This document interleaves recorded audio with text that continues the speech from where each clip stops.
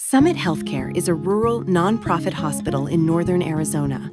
We provide compassionate care while developing programs that keep services close to home, such as our peer support program, which reduces stigma and brings lived experience into emergency care. Here's how our team is making it happen. My name is Lindsay Westbrook, and I now work in the social services department here at Summit. But originally, I came to Summit as a peer with Hope Incorporated when this program rolled out back in March of 2023. And my name is Sean Hopler. I'm the Director of Emergency Services. Some of the biggest indicators that there needed to be a change were the recidivism rates. There were just so many individuals who were coming back and coming back and coming back with the same struggles, and no one there to support them after they hit the doors for discharge. Whether it's at the hospital or if it's at a detox center, if there's no ongoing support, there's a lot of just fall through the cracks, and that means they come back and it just continues to be the same struggles. So that was some of the data between that and the overdose rate in Navajo and Apache County.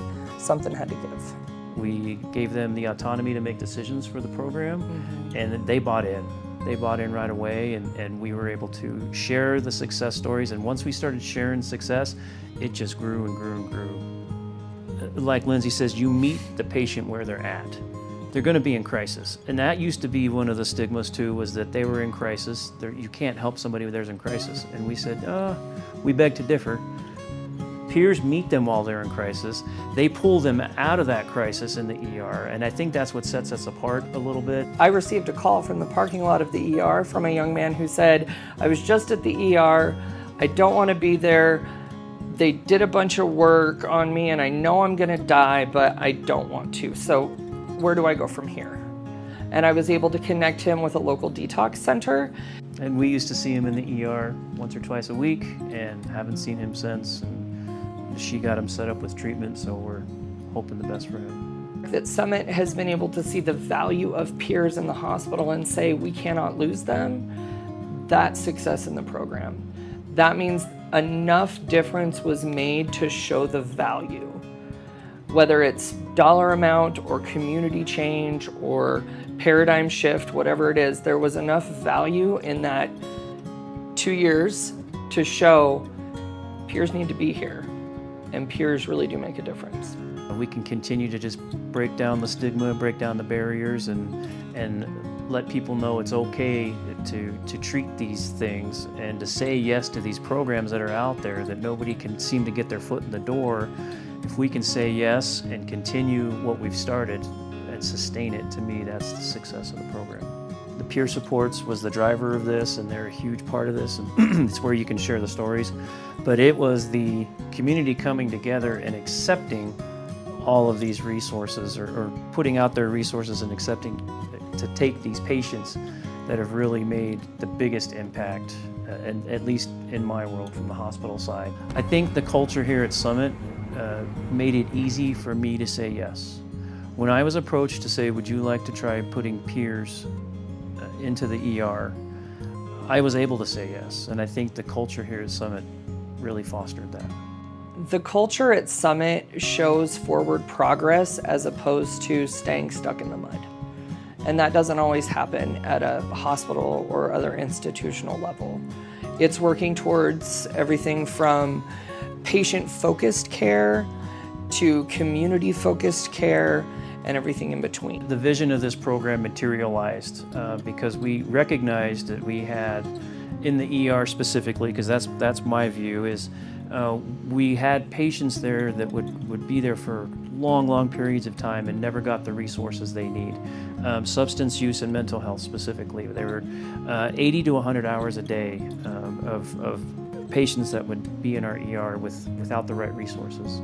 So we realized that we had to figure out a way to get them out of the ER so that we could bring in the clinical patients as well, but more importantly, get them to where they needed to be. So when we were approached about peer support, our grant writer had kind of put this together and said that this would be bringing in someone with lived experience into the ER, getting them connected with someone who's been through what they're going through and knows how to help them.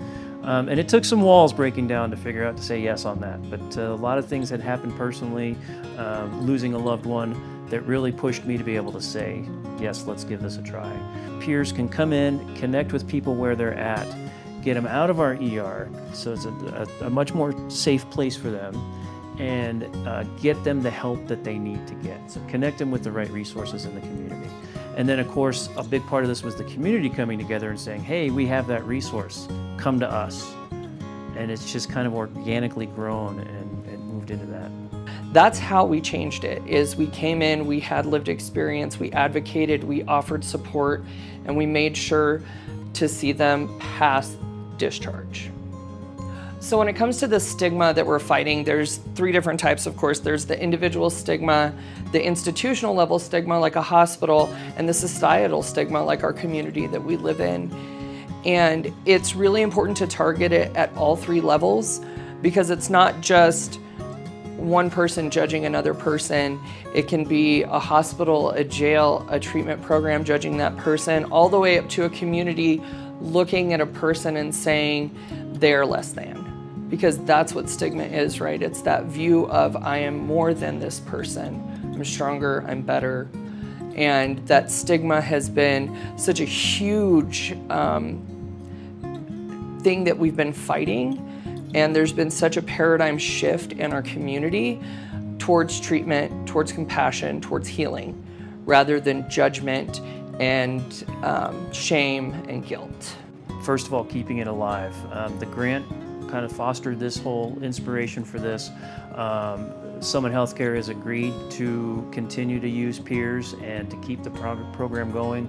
And we're really hoping sustainability is going to be moving into medication-assisted treatment, using a community platform that will give resources so that we will be able to put resources out to the whole state and bi-directional information that will come back.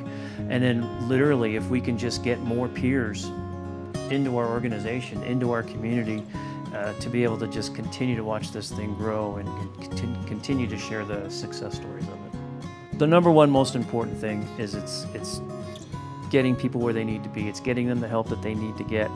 And a bonus help of that too is we're able to decompress our emergency room, which means shorter wait times, to get people out of our waiting room and to have more time with our patients to give better care. So the program is limitless, and I think the community is just going to see a reduction in harm.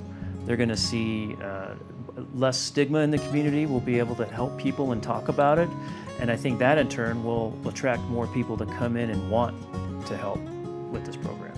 This program is helping our community by improving population health overall in more ways than one, and there really is no limit to what this program can do in any community in America.